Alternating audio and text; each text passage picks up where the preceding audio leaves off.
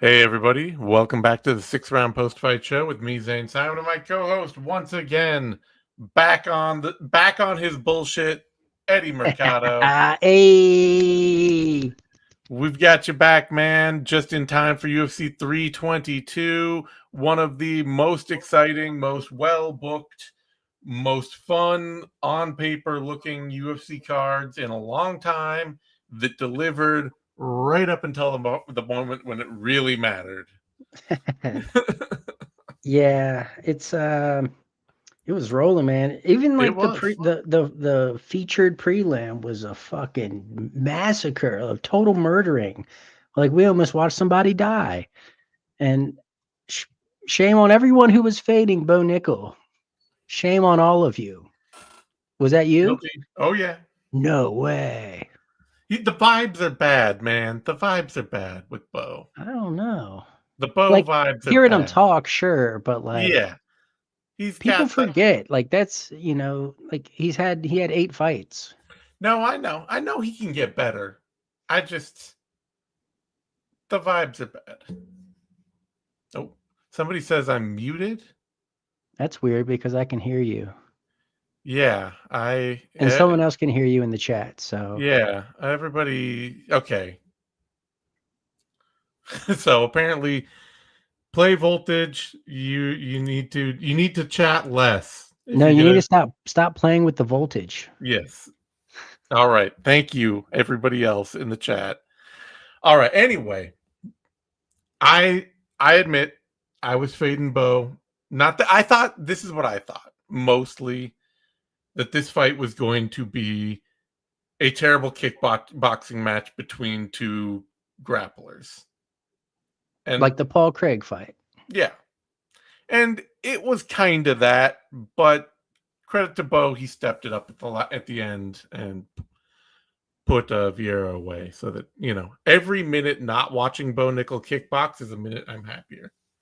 I don't hate watching him kickbox because I feel like he can get sparked out at any moment and he hits hard and he's getting better. He is So getting better. I don't Full credit to mind that. I don't Full mind credit to watching that. him kickbox. And it's much more fun for me than them just hugging it out for Well, 15 yeah, I minutes. mean, what you really want is to see a bunch of scrambling, right? That's what you really want. Not even I'll take that head kick over any scrambles any day. sure. That was pretty. All right. Anyway, though, we got to talk about the main event, co-main event. Islam Makhachev absolutely mopping the floor with Jack Della Maddalena, and this is, I gotta say, I was interested in this fight going in because how could I not be? It's one of the best fighters in the world right now, Islam Makhachev, against one of the most exciting champions in the sport right now, Jack Della Maddalena, in a high stakes fight where both men are making weird career decisions to take this fight. Like for Islam, he's got plenty of challengers at 155 pounds. I know he says it was killing him. I get moving up. I'm not saying he shouldn't have done that for his body or whatever, but he hadn't really. It's not like he cleaned out his division. There were plenty of guys for him to fight at 155. Whatever. There's more guys to fight at 170. Sure, but he had. There were fights with Ilya Topuria coming in there, and with Paddy Pimblett, and with Armin Tsarukyan, and with Justin Gagey. Like there were fights. There were unique Sure. fights for him at 155 that he hadn't taken. Not as exciting in my opinion.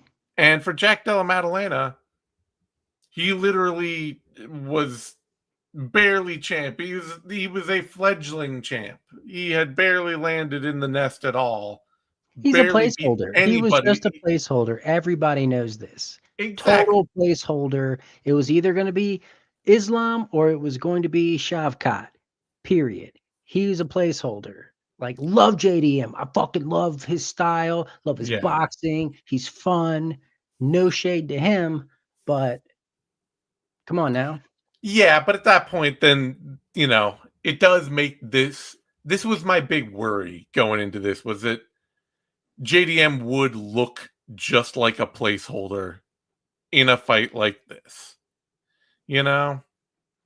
I don't really. I was hoping that if Makhachev was going to go out and wipe the floor with him, that he would at least submit him on the way.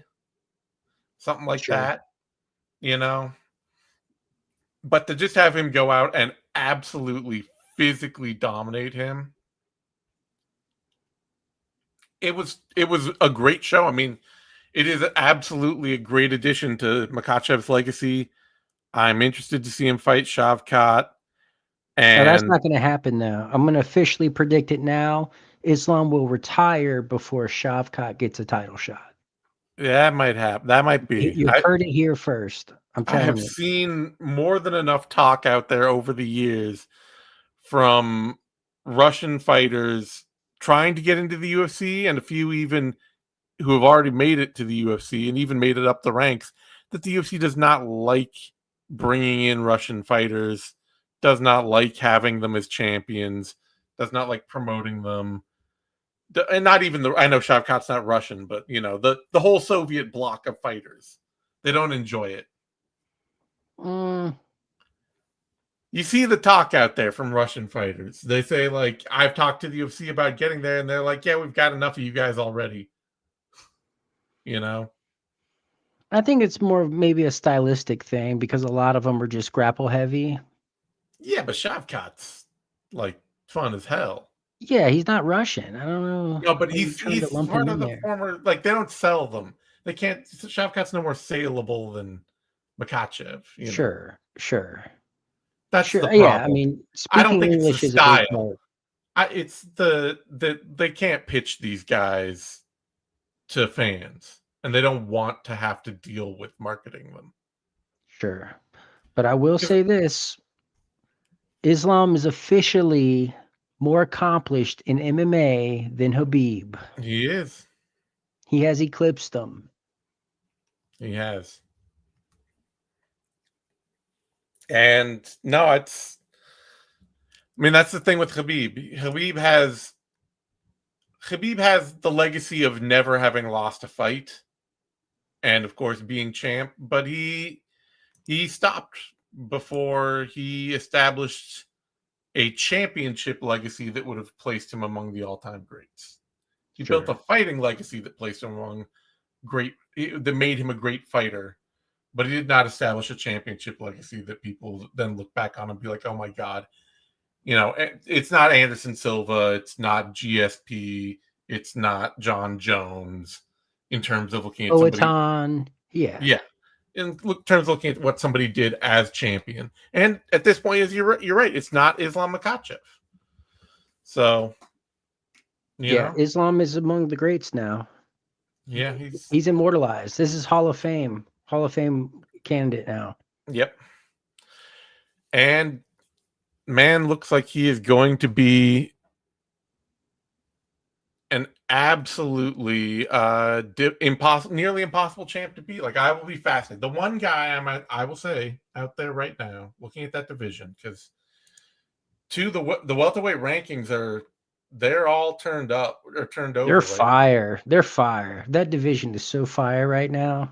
Like, Bilal Muhammad is coming off, his loss to JDM. He's got a fight with Ian Gary right now, and that's next week, right? Yeah. I believe so. So I think the winner of that is going to get the title shot. As long as it's Ian Gary, yes. Yeah, right. It's Bilal Muhammad. And it will be. I would be very 50-50 on that. Really? But Sean Brady just lost. Yeah, I knew that was going to happen. Yeah. And Leon Edwards just lost. Yeah, but you got Morales. I know. But I'm going to say the one fighter I will say right now out on the horizon that I'm actually really interested in seeing fight Islam is Michael Morales. But you know what's funny about that? Mm-hmm. I'd rather see Morales fight Prates before I want to see him fight Islam, and not for any kind of merit thing or anything. I just think it'd be fun as a motherfucker. It would be fun as a motherfucker. I would love to see. I mean, yeah. Honestly, that'd be fine because I'd love to see. I'd love to see Prates fight for the title as well. But if you're Morales right now, coming off I mean, Islam's coming off a win over Leon Edwards. So, yeah, I guess it does. Or not Islam, but Pracha is coming off a win over Leon Edwards. So, yeah, they're both going to be right in their top 5 next week. So, yeah, they could fight for the title contender spot. But Morales is the fighter, one way or another, more so than Pracha, that I'm really fascinated to see in a title fight. Not because he has a wrestling background and all that, although he does, and that's great. He is the most overpowered collection of X factors that I have ever seen in a top-level fighter without otherwise seeming to have an elite technical game anywhere. Like, you watch the punch that Michael Morales knocked out Sean Brady with, and it's like this weird, loopy, like, almost hitting him with the side of the hand, kind of knuckle. Like, the man is not out there looking like some slick technical boxer. He's not out there looking like some amazing lockdown wrestler where you're just like, oh, Michael Morales, he gets in there on a single leg. He's going to absolutely turn you inside. He's not some kind of grappling savant where he's just, the dude is gigantic. He's got a gigantic reach. He is hugely powerful. He is hugely fast. And he knows it. Durable. And he doesn't get tired. He is all of the X factors as one person.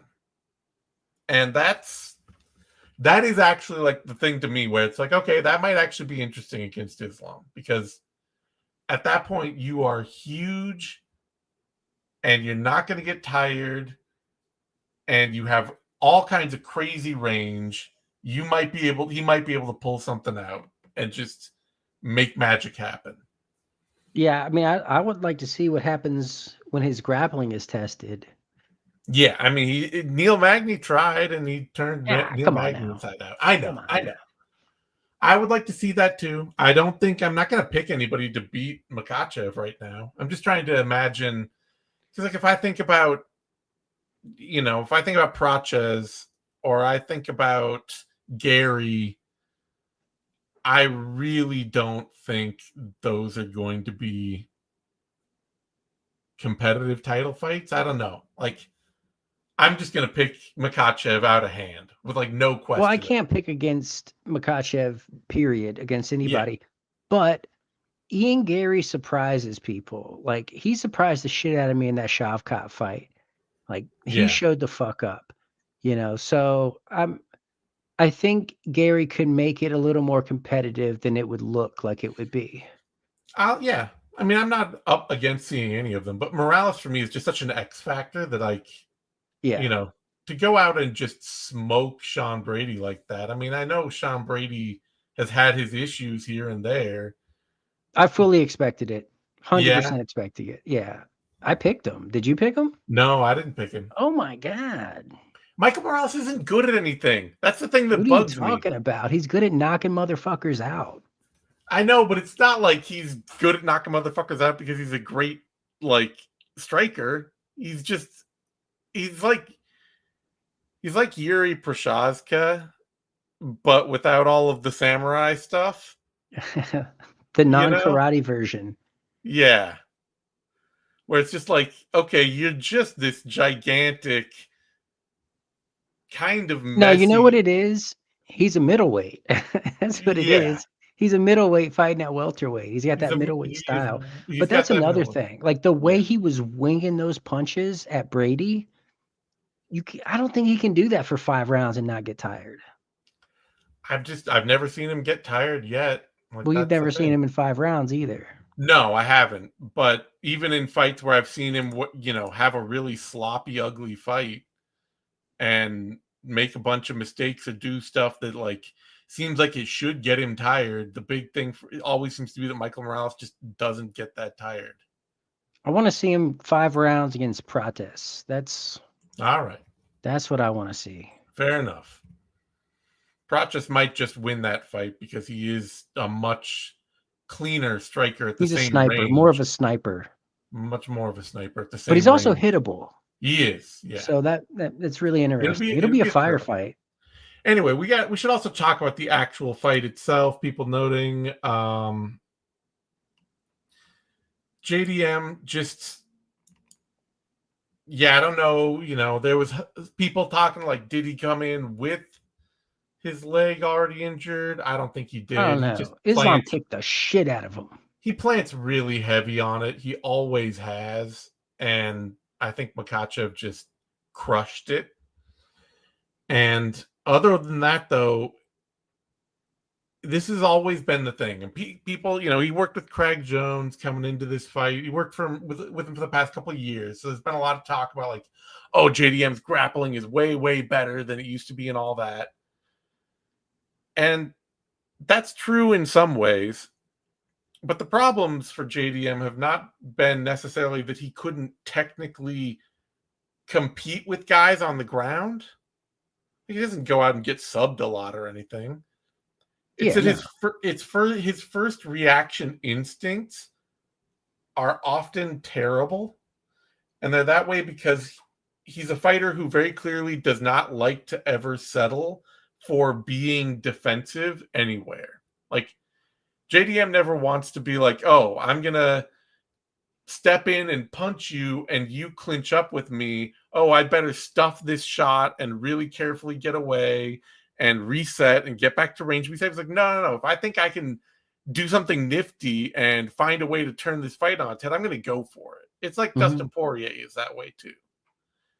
And it's awesome. You got to love a guy for it. But against fighters like Islam or like Poirier with Khabib, it just means you're going to make those first read grappling errors that you can't afford. And then the fight that's it, Yeah, I mean, not for 1 second did I think JDM could hang with Islam on the ground. Like, No. not for a second. I'm actually impressed he survived. But he went full, I don't know anything, so I'm just going to shell up and, stay safe. And he did. He stayed really safe, didn't take a lot of damage while he was on the ground, didn't get submitted, but was defending the whole time and made blunders, like kept trying to whizzer kick. Yeah. Like, dude, this isn't going to fucking work. No. Like, just blunders. But it's Islam. He's like, who's out grappling him? This was definitely one of those fights where I looked at it, I watched a little tape, thought about it for like 2 seconds. Like, you got to pick Islam. You can't. I get that everybody's like, oh, the size, oh, the punching technique in the pocket. No, just pick Islam Makhachev. And you know what was so nice? I think it might have been like the third round. Islam's like battering the leg, and he got JDM to switch stances. And the second he switched stances, Islam blasted the double leg. Yep. And I'm just like, oh, that's gorgeous MMA, beautiful phase shifting. Like you force a reaction and you exploit it and you take advantage. I mean, masterclass, absolute masterclass. Like, it sucks it was a little boring, right? But corner did not have any answers at all. They were just like, go out on your shield, Jake or Jack, do try something. I don't know what it'll be, but hit him once. Yeah. And it was sad because Rogan's like, oh, he needs to fight orthodox and protect the leg. But it just at the same time is like, okay, and he tried it. He went out in the next round and just, tried to fight orthodox a whole round. And it's like, okay, I get you do need to protect the leg, but at the same time, watching you fight this way, it's clear like you're not ambidextrous enough for this. Like, this is not a comfort zone where JDM can go out and fight a whole fight right-handed and be in any kind of defensive position, have any footwork. Like, everything is compromised from the top down at that point. And that's the big thing is your takedown defense is compromised a lot more. Exactly. Yeah. So bad stylistic matchup for JDM. I'm excited to see who he fights next. I think. Yeah, I would love to see him fight Carlos Praches at some point in the near future. Yeah. Mm-hmm. And of course, the fight that I really want to see JDM some point in the very not too distant future is against Joaquin Buckley. So, I forgot about him. Yeah. Currently ranked 7th. I coming think off his own loss. he would probably piece up Buckley, honestly. Probably, but I want to see it. Fuck yeah, I want to see it. Buckley's durable as hell and always down for a firefight. So, Man, I'm so happy with this division. yeah. This was a great night for welterweight. We got a lot of turnover. We got some real churn. All right, let's talk about the co-main event. Women's flyweight bout. Valentina Shevchenko, Zhang Weili. This is Flawless victory. Flawless victory. Classic Shevchenko style. And this is another fight. I saw a lot of people out there picking Zhang Weili and being like, there's going to be a way, there's going to be a method, she's going to scrap it out and all that. And it's just like, the thing that has defined Zhang Weili for the past 3 years, ever since she got head kicked by Rose Namajunas, the defining factor for Zhang Weili as a champion has been that she always turns to her wrestling game to really start dominating people. When she needs to find a way to really take the fight over, it's wrestling. She's never been a super comfortable range striker. She doesn't have a great command of distance. She's been a very busy striker in the past. And then more and more, she's just turned to like, I'll land a couple shots here and there, and then I want to clinch up and take you down, pull you to the ground, and be on top. It's just like, that's never going to work against Shevchenko. She is bigger, stronger, and catching people coming in, overextending and overreaching to dump them on the mat. That is Shevchenko's whole takedown game. Oh man, that in the first round when she threw that knee as she was getting backed up to the cage, that was so brutal. That was so brutal. I love to see that. She's a phenomenal counter striker. Oh yeah. And I mean, she was dominating in every single range, in the clinch, open space, obviously on the ground. I mean, this was a perfect fight from her. Like, it was a perfect fight. And yeah, it also just felt like, I mean, I think there was a very narrow path for victory that Zhang Weili would have had to take to win. And I don't think that she or her corner saw it at all coming in. And so they were never attuned to it, because she had to try to copy what Alexa Grasso did in the first fight, which was to eat the counter shots from Shevchenko when Shevchenko would, she would sit down, throw a shot, Shevchenko would counter. And what Grasso did in that fight that really bugged Shevchenko and made the fight hard for her was she kept the combinations going in the pocket and made Shevchenko have to throw more than just one or two shots, but stand in and trade 3 or 4. And that buzzed Shevchenko. It got her unhappy, got her, a little shook up a couple times. It made her start to take bigger chances, which is when she went for that spinning back kick and Grasso locked her down. So Weili had to come into this fight looking to try and extend pocket exchanges, and that was not on her radar at all. It was all way out kickboxing or rush into the clinch. Which is her style. Like, that's what she does. It is. But she's just going from Shevchenko A game to Shevchenko A game. This was maybe the most dominant champ versus champ match I've ever seen. More so than the main event. Like, this was, I mean, it looked like Weili didn't even belong in there. It really did. So it's one of those things. Hey, Weili can go back right down to 115, clean Mackenzie Dern's clock, get that belt back, go back to doing her thing. That's fine. But it is wild how outclassed she got here. Yeah, it's impressive. It's really impressive.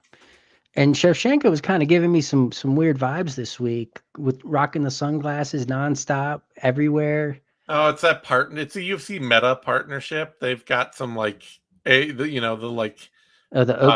Oakley metas. Yeah, that's what that was. Okay. Yeah. Because like press conference, weigh-ins, I mean, walking to the cage. Yeah, I saw her walking out. I'm like, what is she doing, biting Carlos Pracha's style? That's not cool. And then it's Maybe like, she's a fighting nerd. wait a minute, I got to think about this for a second. No, the UFC's got this whole like, you know, what's it, like, God damn it, what's the, why am I, the meta, cloud life thing where you can like see everything in 3D. You put the helmet on virtual Okay. reality. There we go. Virtual reality deal thing. This new thing called virtual reality. I'm old. My brain's going. But yeah, I think it's just a virtual reality partnership You bullshit got that thing. secondhand CTE. Yeah, been watching too many fights. I'm starting to talk like one. So there was a lot of moments in this fight that were like super boring, controlling. Shevchenko just scoring the Yes. takedown, keeping it, not really opening up to land strikes so she can Classic maintain Val. control. But there, she was hurting her a lot on the feet with those body Yeah. shots. No, I mean Like, that's the thing. Val has power. She has venom. She has technique. But her happiest fight is just locking you down and laying on you and waiting for that bell. That is her happy place. That's her zen. She's got the bath bomb going. She's got the scented candle. And she's just got you in some, s- crucifix. some smooth jazz going. Yeah, some smooth jazz, and you're under her in crucifix, just going for 5 minutes. That's her happy zen place. Yeah, but she Yeah. commanded the shit out of this fight. It's one of the most perfect fights I've ever seen from somebody. Just when it like at the highest level, like Yeah, in it terms should. of just absolutely not having a fight with somebody, I agree. Like taking the fight away from them entirely. Yeah, just brilliant, absolutely brilliant. So I guess she fights Natalia Silva next. Yeah, that's what she was saying. They're like, Joe tried to be like, so are you bored yet? Why don't you leave and do something else? And she was like, no, there's Natalia Silva, there's Aaron Blanchfield, there was some other thing she talked about. I don't remember what it was, I don't but either. But here's what I want to happen: fight Silva, yeah, fight Blanchfield, and during that time, I want Kayla Harrison to fight Nunes. I want Kayla Harrison to fight Yana Santos, and then I want to see Valentina fight Kayla Harrison. yeah, I think she's gonna look at this fight she just had with Weili Zhang and say, you know what, I don't need to do that. I don't need to be the one getting taken down and laid on for 25 minutes. She can knock out She Kayla could. Harrison. She could knock out Kayla Harrison. I know, but Kayla I want to see Harrison. it. Yeah, no, it is the logical thing for her to do, but she is very happy. It seems has always been very happy, just staying in that division and reigning over it with an iron fist. So maybe when she's 50, she'll slow down enough to, you know, have to decide to walk away. But until then, I think we are still fully in the Shevchenko era. Someone said Kayla and Yana wouldn't fight because they're both at ATT. Yeah, well, Amanda Nunes and Kayla were at ATT also.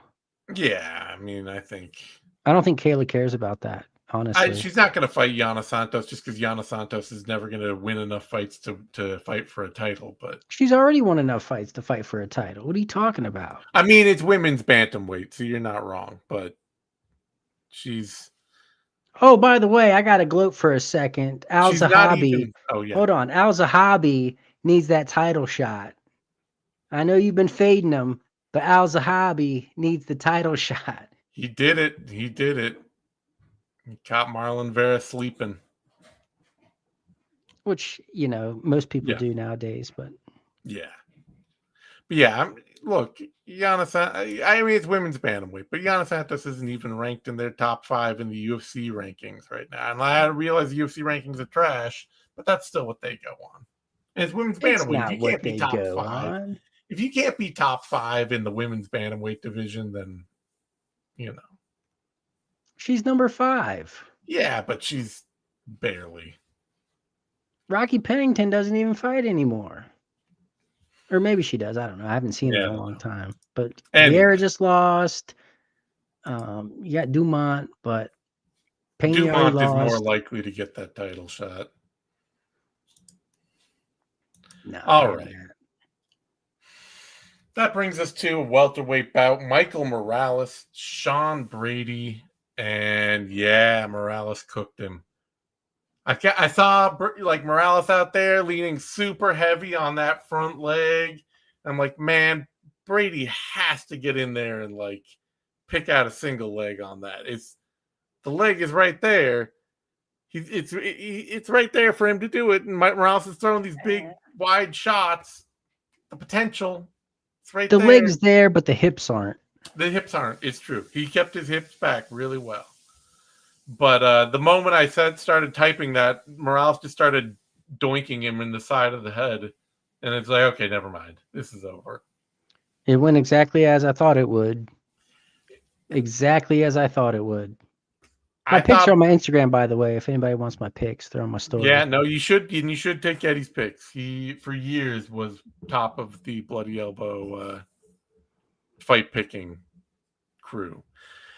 I will say the biggest thing I was worried about in this fight, and even though I picked Brady like a chump, was that Brady had literally never fought anyone with a much longer reach than him ever.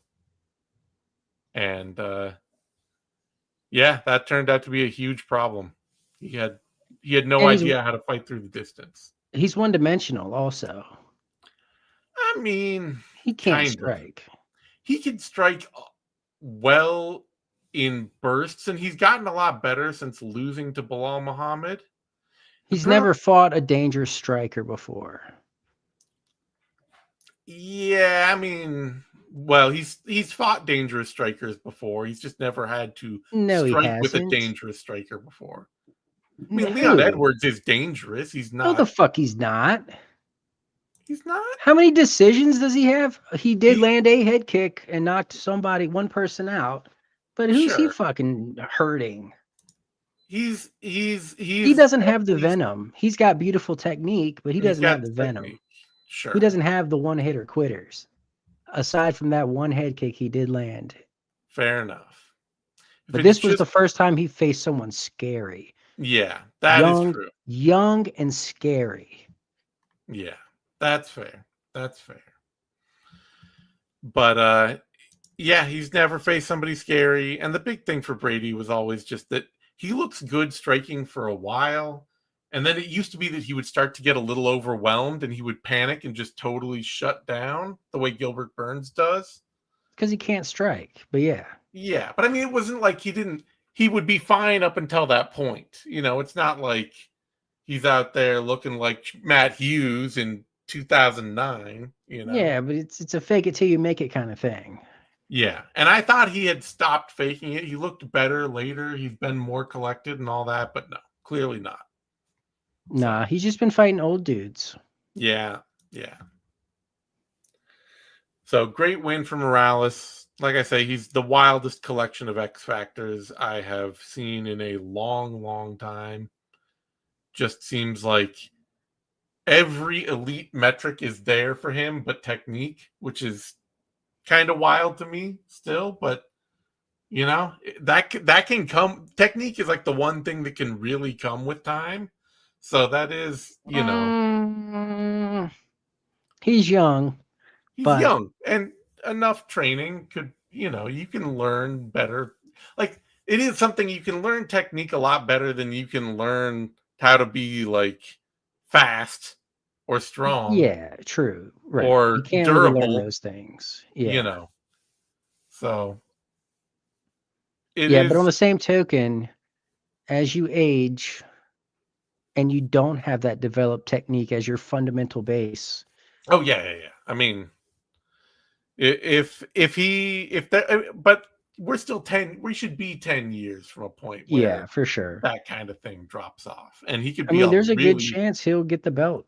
Yeah, he could be a really scary son of a bitch until then. Like I said, he's the fighter I'm most interested in seeing Islam face outside of somebody like Shavkat, just because he's such a wild X factor. Yeah. No, I'm with you on that. But first, You want to see Praches. Carlos Praches? That's Gotta fine by have me. I would also take, let's see. Nah, nobody else. Nothing else is more exciting. Nothing else is more exciting. And I think Dana White said that this fight against Brady was a number one contender fight, but that was only if Brady won. So Morales has the it factor. He just doesn't have the following yet. So if he can go out and do something spectacular against Praches, he can take some of his fan base, get some of I his just don't want shine. to see. I don't want to see my boy Praches get done like that. I would hope that he wins, but you know, I got no dog in that race. I like both a I know, lot. I know. I just want to see the violence. For Brady though, yeah, this is kind of a hard crash down to earth. Honestly, I mean, if Bilal Muhammad loses to Ian Gary, then I would say rematch Bilal Muhammad. Try to get that one back. Although he's trained a lot with Bilal since then, I think. Let him fight So, Kamaru Usman. sure. Yeah. Sean Brady, Kamaru Usman, that would be a solid fight. Or Bonfim. I know Bonfim's not coming off a loss, but he's definitely Yeah. sneaking up there. And it would still be a big, like at that point, doesn't have to be, you know, it means a lot more for the fighter coming off a win to get a chance to fight that high up, and for the guy coming off a loss, it's like, oh, okay, I get a chance to bounce back against, you know, I'm more in a position to have to take on an up and comer. So yeah, I'd be happy with it. Usman seems like a good call, but Bonfim totally. Otherwise, moving on, Carlos Praches, Leon Edwards, and this might be the most I've ever seen shit talking somebody in a fight actually just really work. Because there's nothing that Leon Edwards wasn't doing in that first round that it didn't feel like he could potentially do again. Go out there, wrap Praches up, get to dominant grappling positions, just lock him down. But Praches was just shit talking him the whole time. And you could tell Leon was getting into that phase where he's like, I got to do something to shut this dude up. No, I got to show him that I can stand here and hurt him and put him away, and that we can have a real fight. And Praches just melted him. Yeah. It made Leon look as old as he ever has. And he's as old as he ever has, but like He's this still was only 34. He's, you know. he don't look 34. He Oh. didn't look 30. He looked slow, stuck in the mud. You know, he's got his bald spot coming in. It's just he's He in no hasn't, man's land. for a few years now, he has not looked like he really enjoys being out there. And I can't imagine this is going to make him enjoy it more. No, not at all. I honestly don't know what he does from here. Yeah, he's still going to be in the top 10. He can still get big fights, but it's more and more moving into the like headlining at the apex level, then like fighting on the prelims, and then He's definitely suddenly, not headlining anything anytime soon.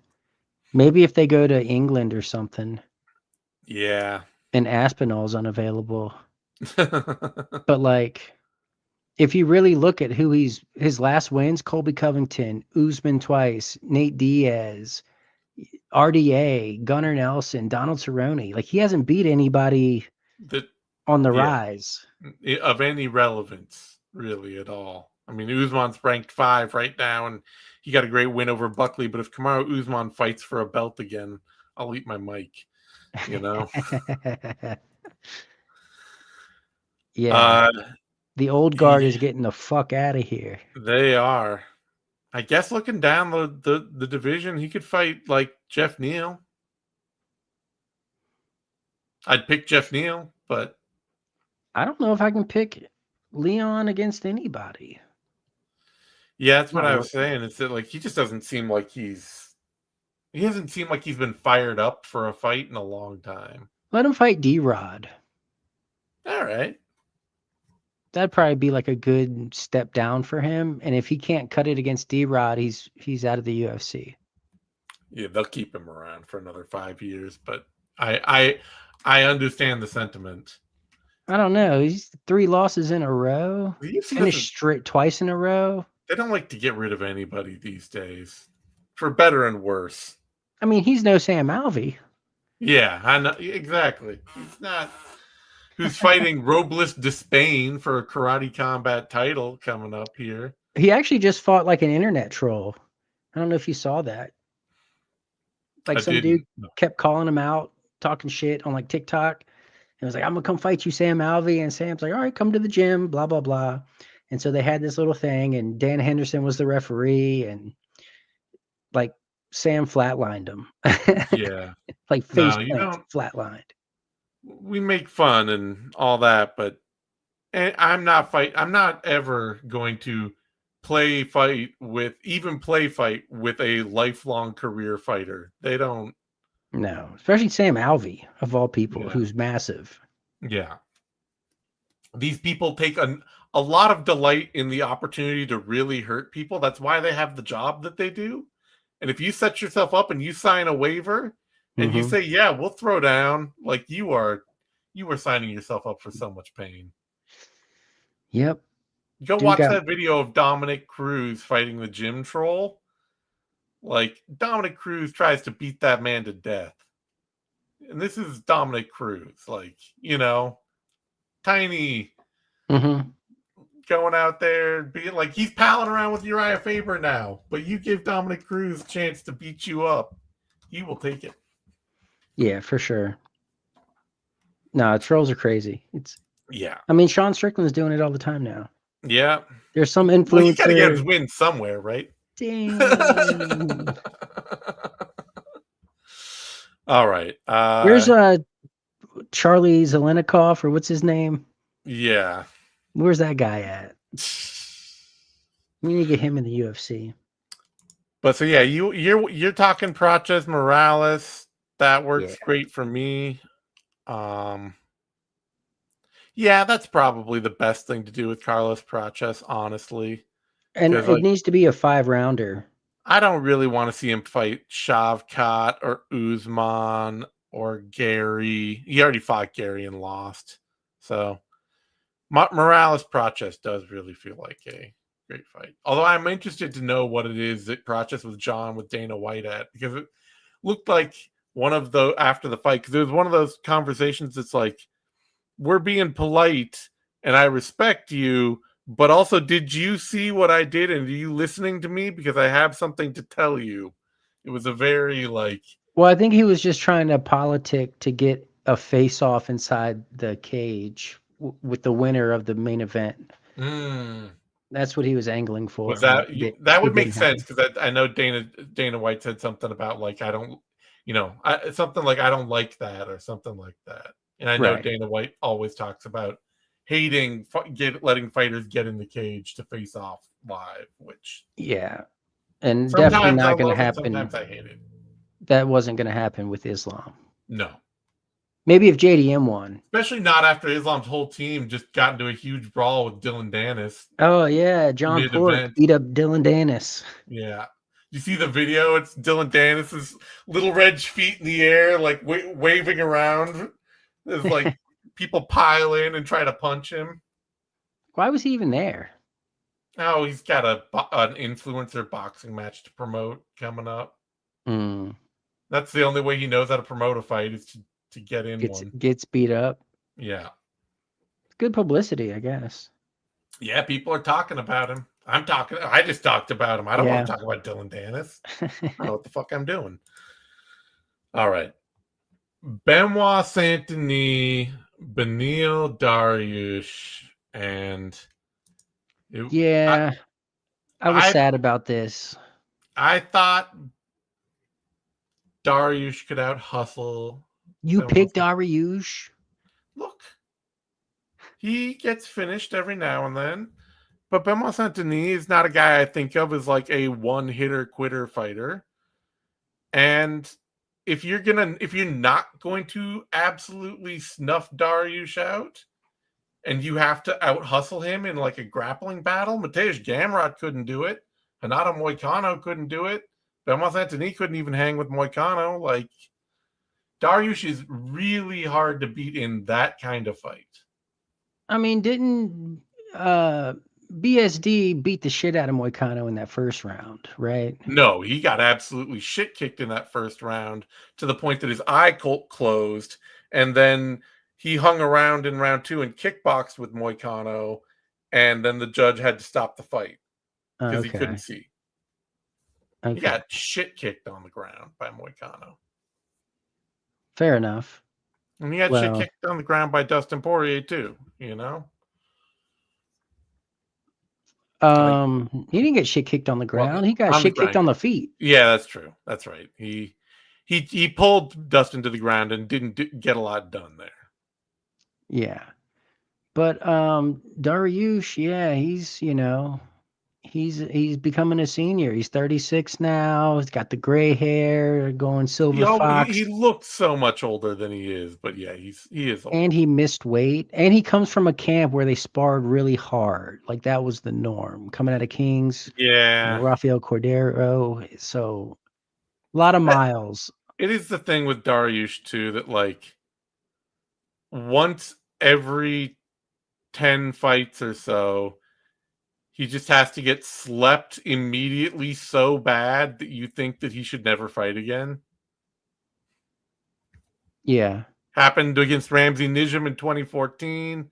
Happened against Alexander Hernandez in 2018. And now it's happened against Benoit Saint-Denis in 2025.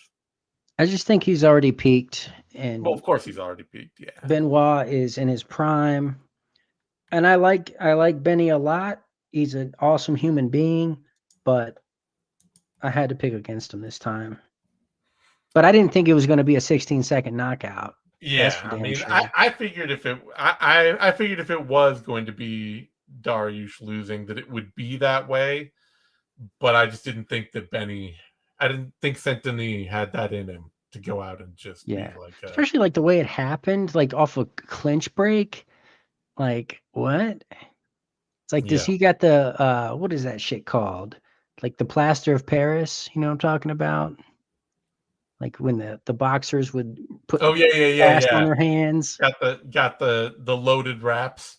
Yeah, he just hit the off switch. So that was kind of crazy to see. Not a good sign. No. But like I said, that is what happens to Dariush like once every 10 fights. He just gets absolutely melted. If it happens, you know, every time he's been finished, so it's not happening. It's happening more regularly, so I can't even be like, oh, if it keeps happening. No, this is 3 first-round knockout losses in his last 4 fights. Yeah. So. Yeah, it's not a great place for Benny. Nah, he's on the down slump. But for Saint-Denis, this puts him right in the thick of things in the lightweight division. You know, Dariush was still ranked in the top 10. So for Saint-Denis, he got that pushback from Moicano, but now coming off of 3 straight wins over a steadily increasing level of talent. And nasty wins. He needs to fight like Fiziev or Joel Alvarez. I think Alvarez is permanently at welterweight and Fiziev is injured. But, I mean... Rafa Garcia. He's got a little momentum going. I would say more like he should be calling out like Charles Oliveira. Oof. You know? Or, I mean... I don't think he deserves that right now. But he should be calling... He won't get it. He should be calling out Paddy Pimblett. Like, we don't... That's a waste of breath. We got to see who... We don't know who Topuria is going to be fighting. You know, because he's not going to be fighting Charles Oliveira. That's why I think that's, you know, that would be the way I would go, because Topuria iced Oliveira completely when they fought. So you're really looking like Sarukian's fighting Dan Hooker. If he wins that fight, then he could fight Topuria. I doubt Hooker is going to get a title fight off of that win. Most likely, I mean, Gagey is saying like he's going to retire if he does not get the next title shot. So, what's Max Holloway doing? He's not doing. He beat Dustin Poirier. He also got brutally knocked out by Ilia Topuria one fight ago, though. I mean, at that point, like, just do Justin Gaethje. Like, make the fresh fight. If you're looking at like Charles Oliveira and Max Holloway and Justin Gaethje's right there, then you might as well just do the Gaethje fight. For Benoit Saint Denis? No, for Topuria. Oh yeah. No, I'm talking about Benoit. Oh, for Benoit Saint Denis, yeah. Yeah, Max Holloway or Charles Oliveira would both be totally fun and fine. Yeah. If Dan Hooker gets a win over Arman Tsarukyan, I would call out Dan Hooker. Like, if Dan Hooker beats Arman Tsarukyan, I will eat your mic. Yes. I don't expect that either. Really, honestly, though, I'll say this. The best way, or the fight that Benoit Saint Denis should probably take right now is Mateusz Gamrot.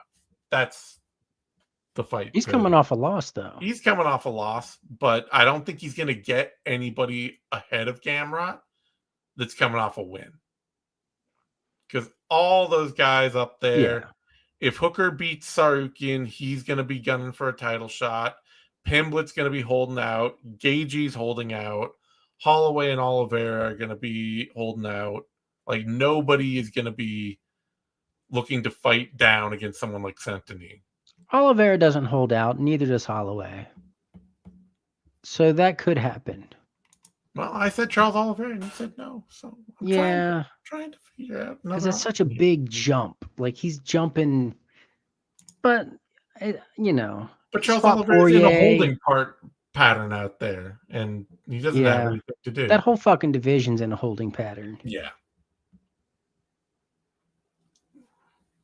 So, Saint Denis probably just had. If you're Saint Denis, just campaign for any top flight fight you can get and see if somebody needs a fight on the right date. That's what I would say. You know, there's a lot of guys coming off wins out there who don't have a fight booked right now. Somebody's going to need a fight sometime in the next 6 months. What kind of injury does Fiziev have? Do you know? Knee injury. Oof. Yeah. Yeah. So maybe Oliveira or Holloway then. By default. Yeah. All right. That brings us to a middleweight bout. Bo Nickel, Adolfo Vieira. Bo knows. And Bo knows.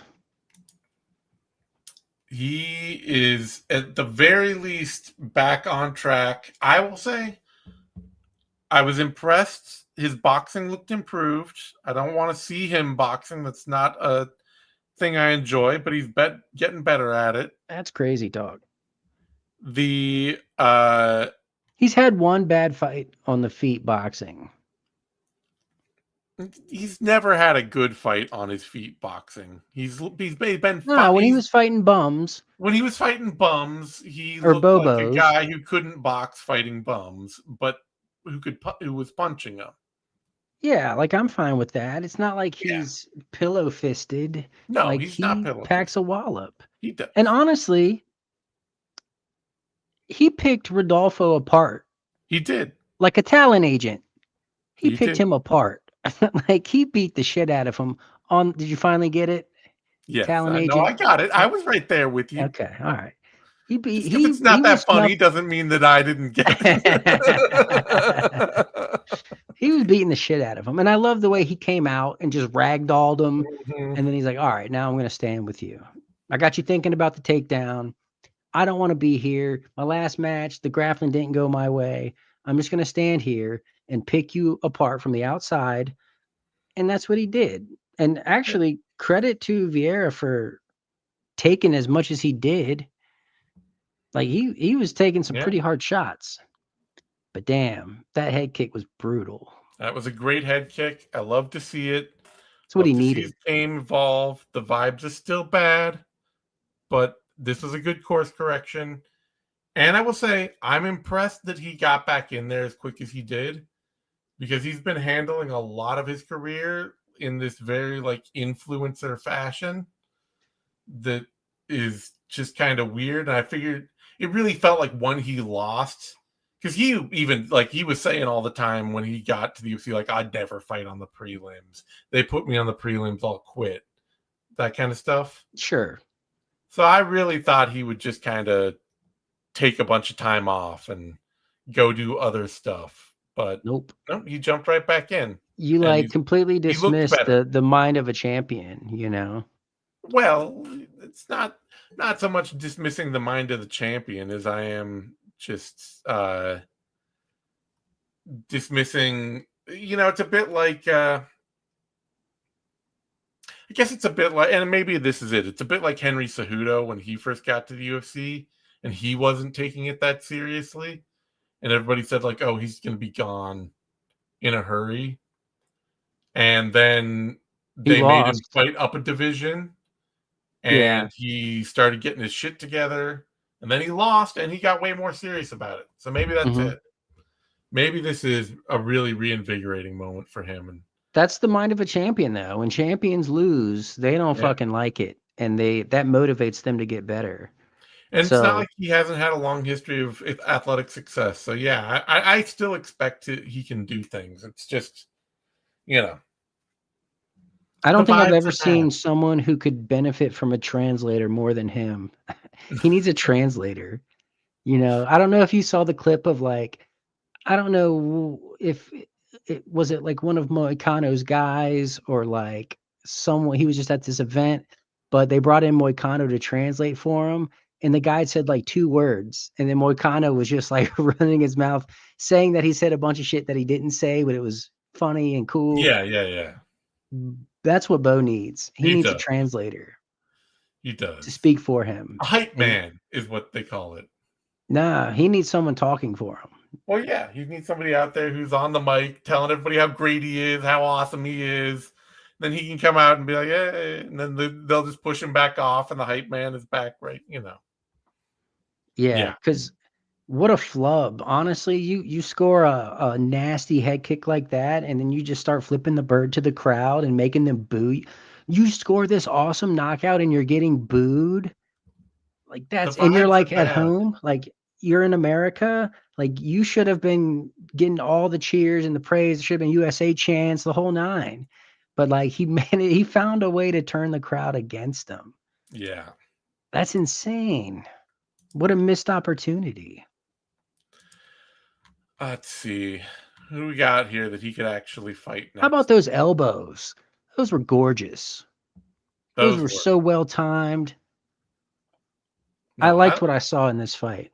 I did too. He's improving. I will say it, no question. And he's improving a lot more than I thought he would, given I like I said, I thought he would take more time off, really, honestly. But I love to see him come back and just jump right back in. The man's had 9 fights. No, yeah, I know, I know. I wouldn't mind seeing him fight Michael Xajic. That wouldn't be bad. Oh, 100%. Him or like Kelvin Gastelum, one of the two. Yeah.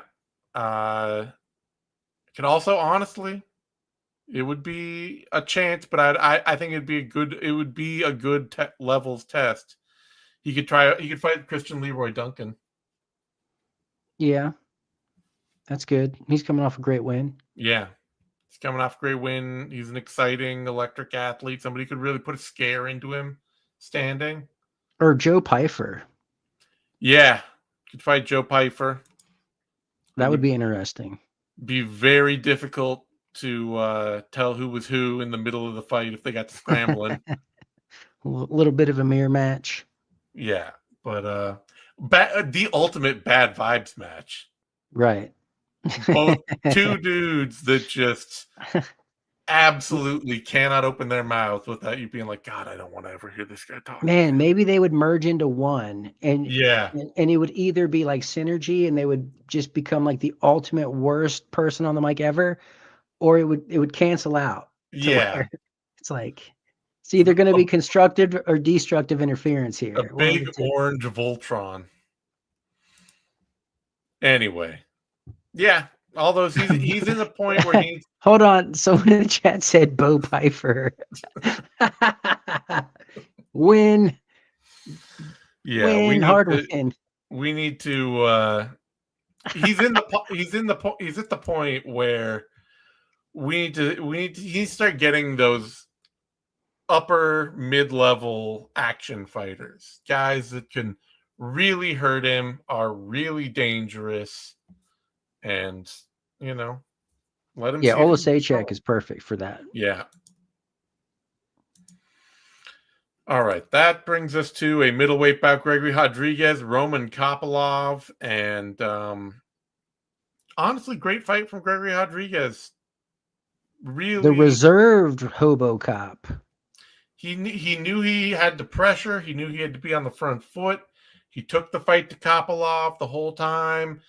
Still burnt himself out a little at the end, gassed a little, but he then just kept himself in position enough to ride out the win. And Kopilov's really tough, really durable, so I'm not necessarily surprised you didn't finish Kopylov. But just a very solid performance to make sure that you do all the things you need to do, and then you don't blow everything up and lose. Right. No, he stayed within himself, and Yep. it served him well late. He had enough gas to ride it out. And man, like as the third round is happening, I'm watching the fights with my buddy, and I'm just like, yo, Kopylov needs to like throw his cross out there, not to land, but just to disguise the head kick and come behind and land it. And he just didn't fucking do it. And then the next fight, Bo Nickel fucking does it. And I'm just like, what the fuck? What is going on? That was supposed to happen in that fight.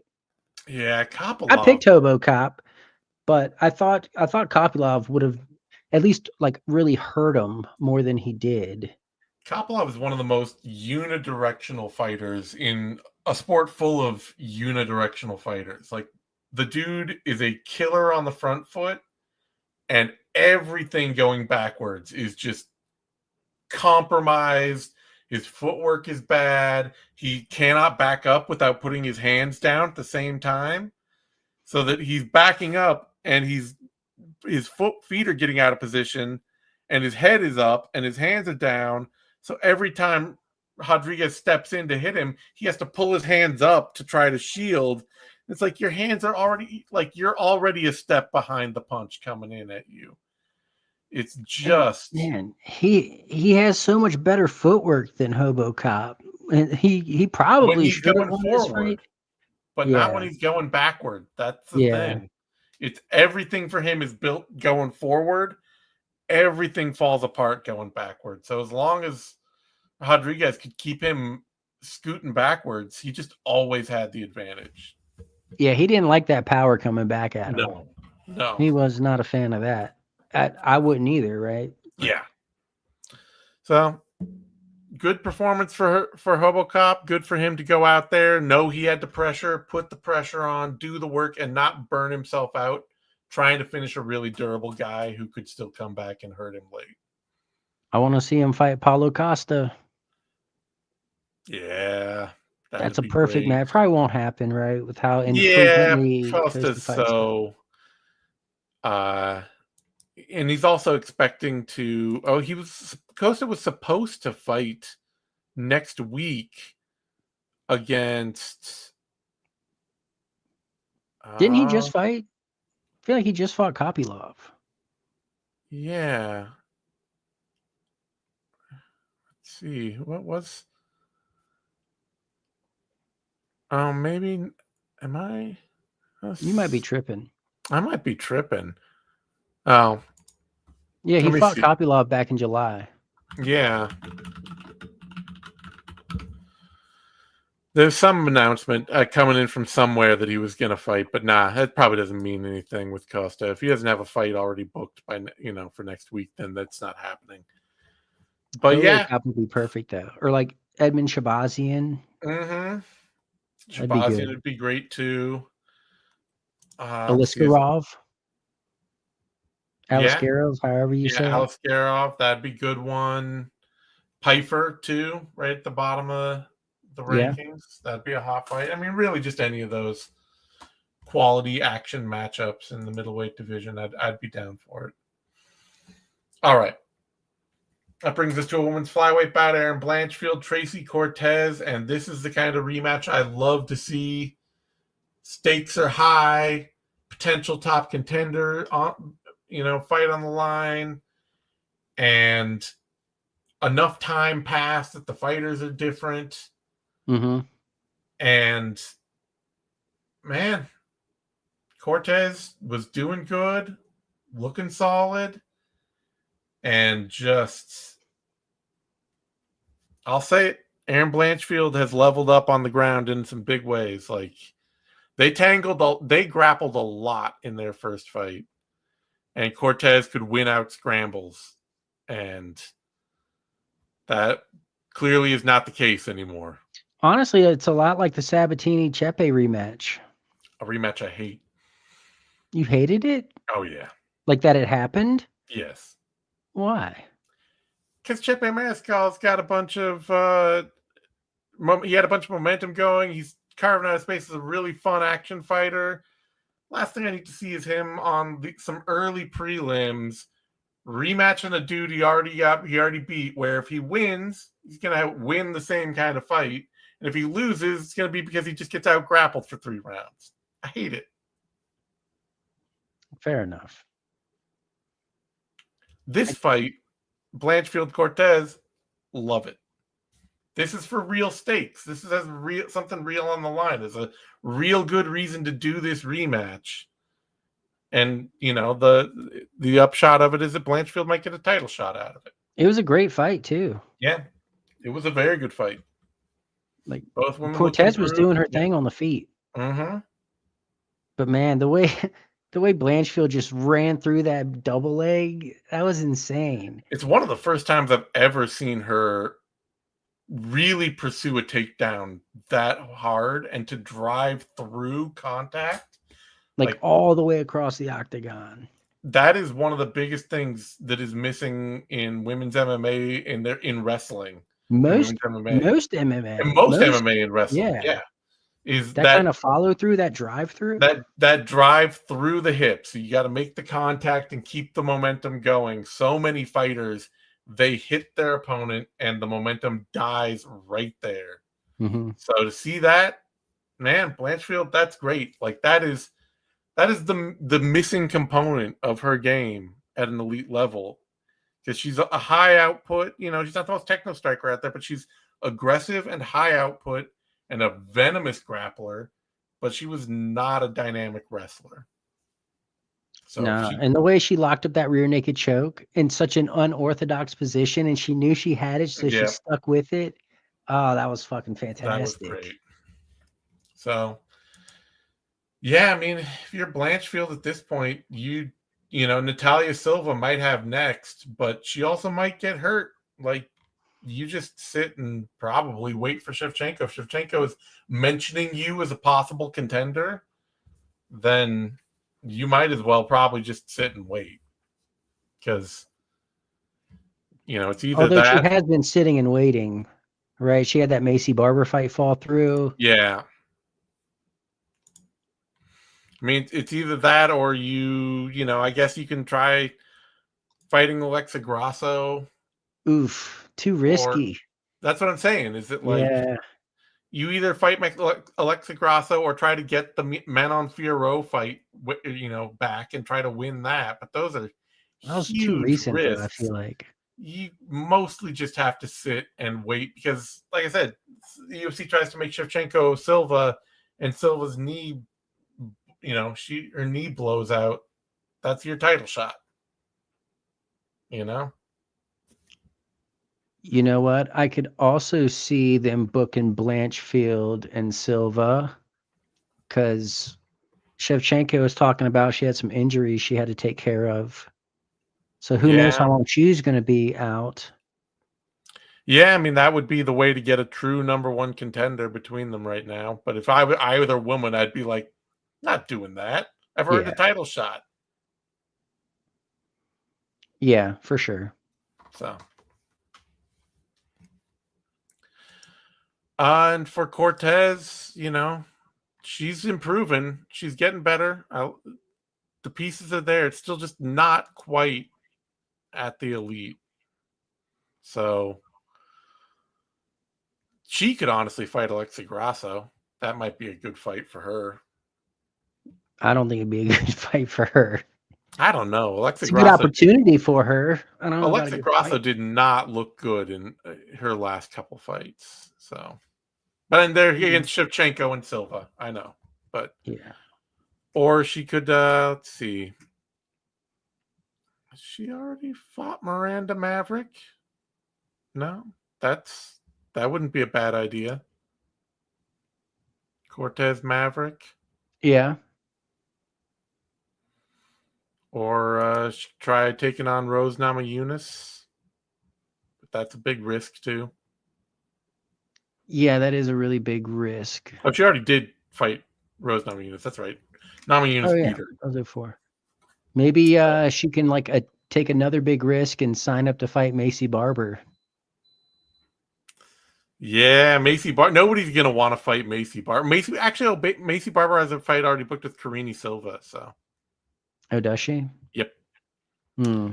So yeah, I think the Miranda Maverick fight is probably the way to go. I like it.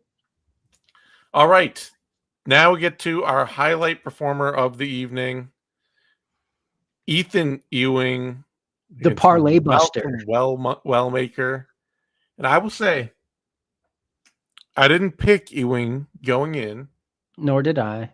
but the moment I saw his tape, it's like this guy could play a huge spoiler tonight.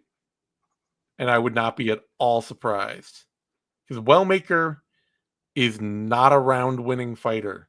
His game is 0% built to win rounds. He is not a good defensive fighter at all. He is not like to be a high output fighter. He is not a really creative fighter, and he doesn't do a lot to change a fight dynamic up beyond striking. He is largely just a feet planted power hitter. And he puts everything in that power, sells out on the idea that at some point in a fight, no matter how it's going for him, he will sleep you. He's a great athlete. He can scramble. It works for him.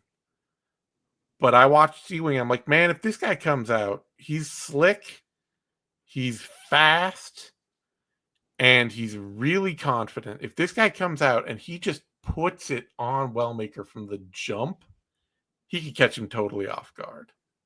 And he did. And he did. I guess you could say a Wellmaker goes to the well too many times, huh? But he's just in love with his power. He's in love with his power. Yeah. That's his whole game. Man, the takedowns he was shooting were just abysmal.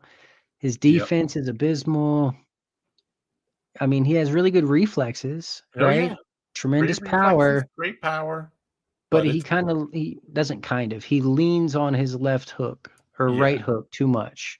Yeah. Just way too much. All of his game is built to sell out on this idea that I will hurt you at some point so badly that you can't keep fighting him. Even to the point that he has natural power and he still overthrows to try and put even more power on it than his natural power, which is why he's getting tired at the end of, and I realize Ewing is putting a pace on him too, so that's part of it, but yeah. And another thing is Wellmaker was doing really good work to the body, and I think he was hurting Ewing here, but didn't capitalize on that. No. Just instantly went back to the head instead of continuously working the body. Yeah. So great fight for Ewing, great performance. Love the 48 technique. hours notice. 48 hours? Yeah. That's insane. Like, that's Love everything insane. we saw out of him too. This was a great fight he put on. It wasn't like just a flash in the pan thing. He legitimately went out there and beat Wellmaker. He's durable, high output, dynamic, a lot of fun. Can't wait to see him fight again. I scored every round for him. Yeah, me too. And I liked him on the mic. He was giving me like Jim Yeah. Miller vibes, kind of, you know? I'm gonna go tend to my crops. Like, Mm-hmm. hell yeah, go tend to your crops. No, it was a lot of fun, and I can't wait to see him again for Wellmaker. I knew this kind of loss was coming. Like I say, his game is so focused on just power, Sure. But and I at was this, expecting it to happen against like an established veteran, yeah. not a debutante. But you know who I want to see Ewing fight? Who? Sopai. Ooh, that'd be a lot of fun. That would be a ton of fun. Yeah, I mean, I'm here to see him fight anybody at the bottom of or in that bantamweight division, really, all up and down. You know, he could fight John Matsumoto. He could fight uh, Elijah Smith. He could fight, Sopai, or just, all sorts of fights in there that'd be fun for him. Looked great. Great debut. And for Wellmaker, just, pick off another couple guys at the bottom. Make this your learning moment that you need to find a way to add something. It doesn't even have to be a lot. Like, I've talked about Josh Emmett for years. The thing that made Josh Emmett go from mid-card action fighter to top of the featherweight division, top tier action fighter who headlined cards and to compete at a very high level was literally just a speed change. Like, he just added into his game. Sometimes I Yeah. throw really hard. Sometimes I don't throw really hard. Right. And when you've got that kind of power and you have that kind of speed, just little adjustments like that can make all the difference. He's also with his original camp. Yeah. So, and say what you want about, some people do well in that kind of scenario, and some people they thwart their growth by Yeah. staying And I a mean, little. his game definitely looks like it's stagnated. Yeah. I think he might need a change in code. Maybe like Killcliff or something like that, where Yeah. they can just break him down and start from scratch. Yeah. So you've got the power. We're going to teach you how to lean on a jab, how to fight, behind a combination, how to fight, put together a Oh, really you know what simple he straight needs? He needs game. to go link up with Robbie Lawler. There That's you what go. he Yeah. needs. Yeah. I mean, that's Killcliff. So Yeah. he's doing work. Lawler's coaching now. He needs to learn how to harness his power and use it wisely. Where's Lawler at ATT? He's at ATT, isn't he? No, he's Oh, Killcliff. he is. Okay. That's what Yeah. He was ATT. he was ATT. That's, yeah. Okay. That's what anyway.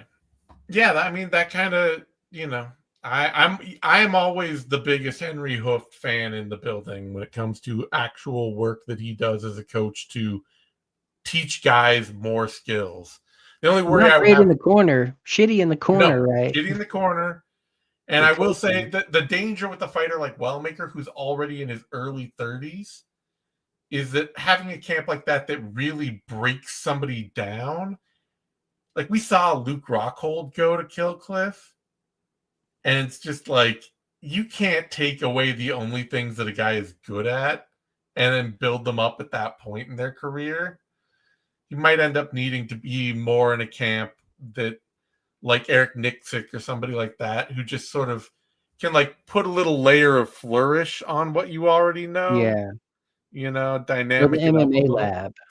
Yeah. Somebody like, there are a lot of camps where you can go and they're going to be like, oh yeah, we can. I mean, Dwayne Ludwig was like the best at this, at being like, oh, a few things that are wrong.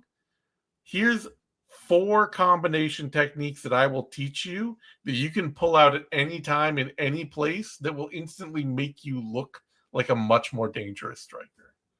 Like, he revolutionized alpha male with that, and then started selling that peanut butter out of the back of his truck, and Faber kicked him to the curb. Yeah, But that's true.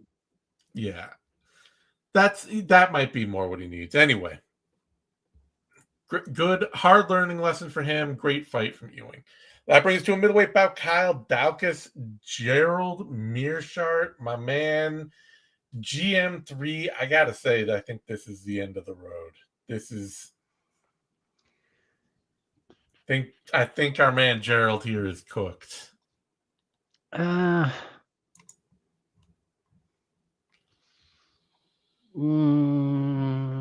had a rough year. I know that.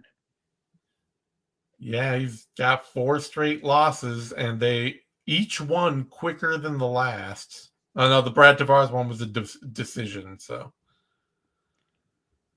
maybe he'll get one more. I'm Like not a saying pity he one. can't get another fight. I'm just saying I don't want to see him get more fights at this point. Yeah, no, I hear you. He's been going through it though. You know, Duke Rufus just passed away. It's a rough time. He just looks like he's lost a step, and that is not a man who ever had a step to lose, you know? You're right. So Daukaus, though, hey, good on him. This UFC comeback is going great for him. He's always had fast hands. He's getting to look very dangerous right now. I'm fascinated to see what fights they throw him into. Somebody in my live chat suggested throwing him in there with the Teba Gautier, and I'd watch it. Nah, let him fight CLD. CLD also, or Ruzaboev or something like that. These are all fine fights. Like, get him in there with some really dangerous raw prospects that also have a lot to prove, and see if he can create some thrilling action fights. That's what I want to see. I think CLD will be the funnest, honestly. Oh, or after that last performance, which sold the hell out of me, put him in there with Yusri Belgarui. Okay, sure. He cooked Asma Bekoev in that fight. That was great. So unexpected, honestly. Yeah. So yeah, I'm happy to see Daukaus out there making things happen. I hope he got a performance bonus for the club and sub. Let me see. No fight of the night bonus awarded, which I feel like we should have had something that was a fight of the night. Who was my fight of the night? Oh, Wellmaker and Ewing, I thought should have got fight of the night. Yeah, that should have been fight of the night. Pretty clearly, actually. Yeah. And then Morales, Praches, Santini, and Nickel got well-deserved awards. So no love for Daukaus. That's crazy. Right. That's insane. Yeah. And Wellmaker Ewing, especially stepping up on 2 days' notice and putting on a fight like that. The only thing that happened, like, throw that man a fight of the night bonus. Come on. Yeah, no shit. Or at least a locker room bonus. Yeah, I don't think they do that anymore. No, they do sometimes. It's like $5,000, I think. Used to be like Frank Mir bought like a new house on locker room bonuses. Yeah, but that was that was the old days. Anyway, that brings us to a featherweight bout. Pat Sabatini, Chepe Mariscal. Look, the fight was fine. I don't hate the fight itself and the way it went down. You know what I hate? What? I think there's an argument to score this for Chepe. Yeah. He did more damage in the first round. Yep. I thought he did more damage in the second round. Got controlled for the third. Yeah. No. I didn't think he would win it, but the argument is there, and I saw it too.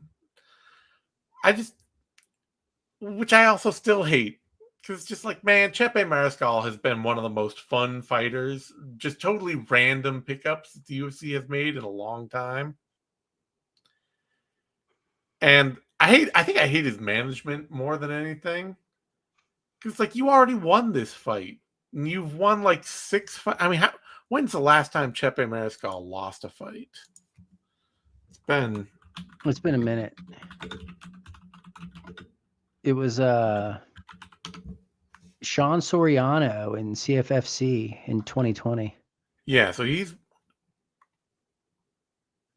8-fight winning streak going against an increasingly fun level of competition. It's featherweight.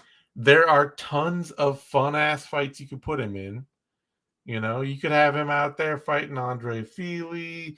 You could have him out there fighting, like, let's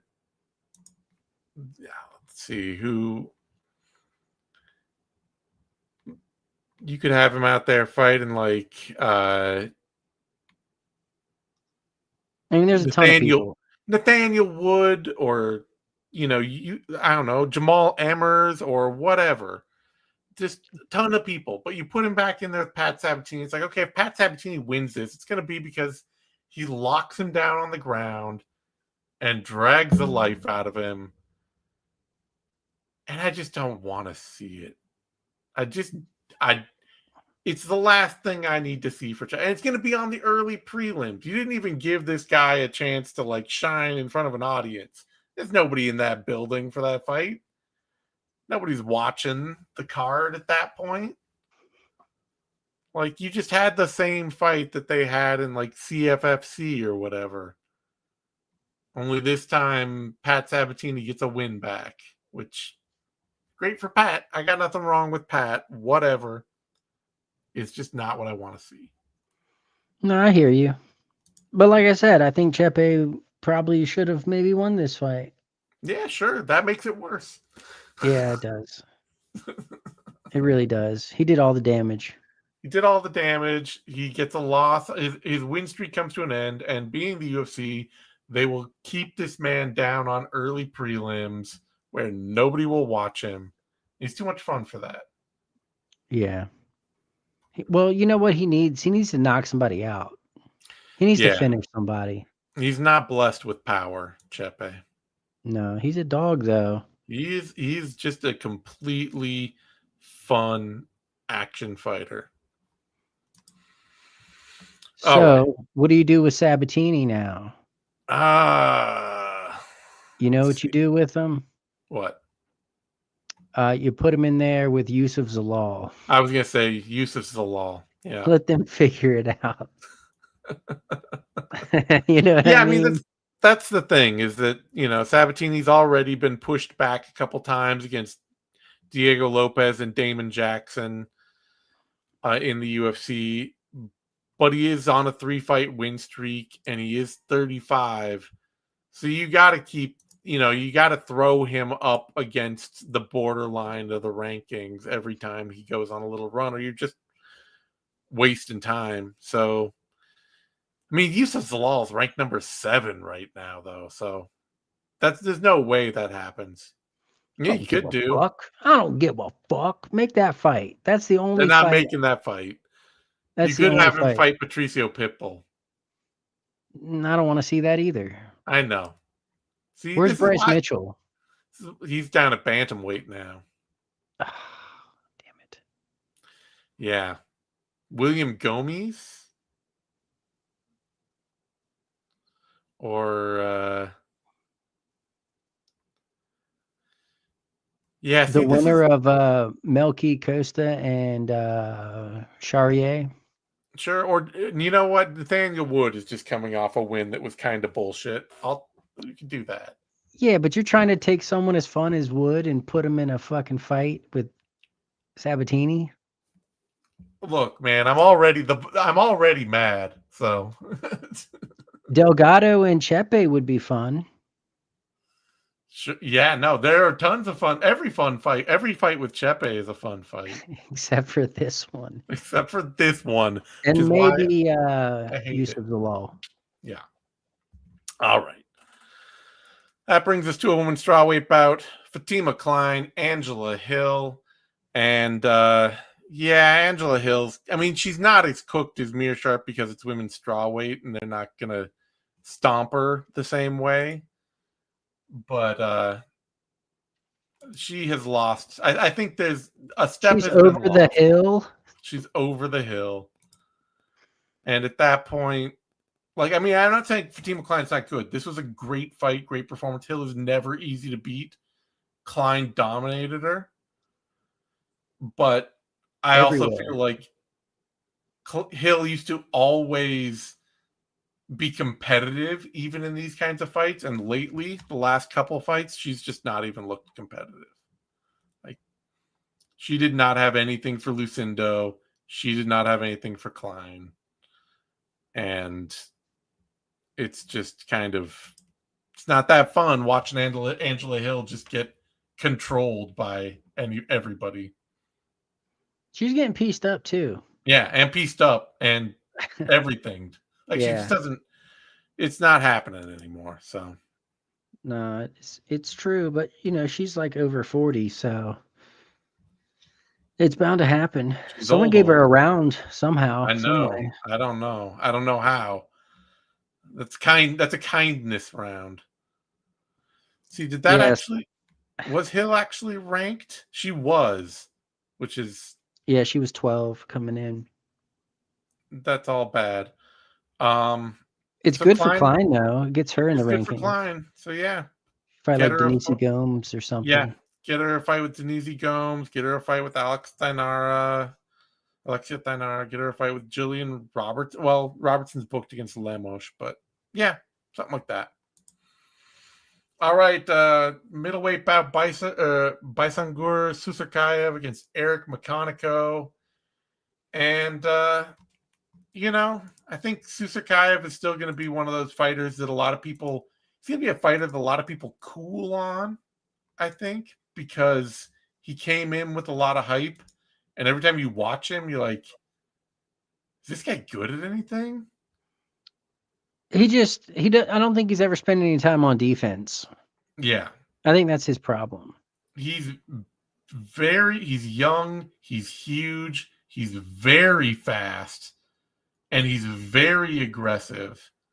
And that aggression, especially, like, you can't teach that. That's an inherent quality. Mm-hmm. And yeah, he may not look good for a while, but the truth is that he's going to be a dangerous fighter for quite a while. And I'd expect him to continue getting better as time goes on. Yeah, he's in a great division for it. Mm-hmm. You know, he can get away with a lot with his athleticism. But shout out to Makhachev for storming his castle right away. Yeah, Getting in his Makhachev face, knew. It's like, making him work, you know. yeah, tie him up, make him work. Elbows on the inside. Yeah, make this kid fight a technical, dirty fight where veteran craft can come into play. Don't just, because the moment he went out there and was like, oh, okay, well, I'll settle into this mid-range, you go, I go, we'll pick our shots kind of fight. Then it's just like, yeah, this kid's twice as fast as you. This is only going to go badly. Speaking of that veteran craft, how about the goalpost? Yeah. It's like the second round starts, right? And Yep. Susakayev comes out looking fucking nasty, Just building going steam. after him. Yeah. Makhanechev's like, dink, Bing. right to the pills. Yep. We're taking a break. Yep. Give me 5. You take 5. We'll come back to it. Classic. So yeah, veteran fight from Makhachev. Eventually, when he got out in open space, it was just kind of a done deal. That shot he got knocked out on, he was as defenseless as you can get in MMA, in combat sports. Oh yeah, no, he was totally out of position. He threw the jab. He didn't have inside foot position. He threw the jab and missed with it. Didn't bring it back, and didn't have hand position either to try and block anything like that. So he's moving straight into the right hand while giving up inside foot position. And Susakayev, like, all you got to do is let the punch go, and you are going to crush somebody. My favorite part about this knockout, well, for one, Makhachev did the stanky leg, and before he face planted, love to see it, right? But Susarkayev, instead of following up, he just like jumped over Makhachev, and That I'm was like, great. fuck yes, like that's badass. You're just gonna leapfrog him, literally and figuratively in terms of careers. I love to see it. And then finally, Especially for someone who's as yeah, wild as him to yeah. like have that kind of wherewithal to be like, oh, this one's done. Let me get the cool, one punch knockout Yep. and not try to ruin it or wake him back up with some ground and pound. No, I like Susakayev as a prospect, honestly. Like I say, he's a wild man, but you can't teach that kind of aggression. And he's got a lot of speed that is just gonna serve him really well. Otherwise, Matthias Camilo beat Vyacheslav Borshev. I don't think he did. I'm not sure he did either. I don't think he did. I'm not surprised he got it, but it was a bad fight, and I really cannot care about. Like, this is a fight that he had in control and very low output, and he still got incredibly tired, and that is a very bad look. Like, Yeah. you are having everything your own way, and this is not a high-paced fight, and you're in round 2, and you're just spent. Because it's not like he had to fight for the takedowns. No. They were It's gifted not to like he him. was doing a ton of damage on top or being a real complex scrambler. You're just locking this guy down, and then round 2 comes around, and you're like, oh, shit. Yeah, I gave every round to Slava Claus. Damn. Every round. He was busier. He just did more. Yeah, I'm not going to... I assumed Camilo would come away with the win, so I'm not surprised. But I also did not walk away thinking that fight needed to happen in the UFC or that winning it did a lot for Camilo. No, it didn't. No, definitely No. doesn't raise his stock. All right. On that note, we've been talking way too much time. We're not going to do a bonus tonight because it's already Holy fucking... shit. Yeah, we've been going way too long. So thanks, everyone, for tuning in. Oh, wait, but first, let's rate the card overall. Oh, yeah, rate the card overall. I will give it a 6, 7? 3.5. I'll Okay. say it was fine. A lot of solid performances, but both main events being non-competitive lockdown fights really takes the edge off a pay-per-view.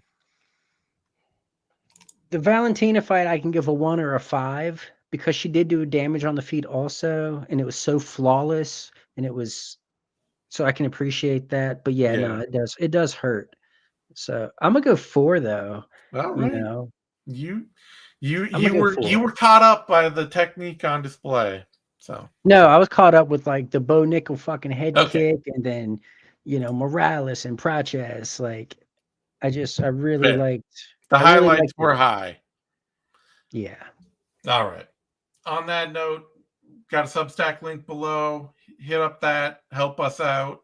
You can find me on Twitter at the Zane Simon. You can find Eddie on Twitter at the Eddie Mercado. You can find me on Substack at Zane Simon. You can find Eddie on all other places at the Eddie Mercado. So thanks, everyone, for tuning in, and we will see you next time.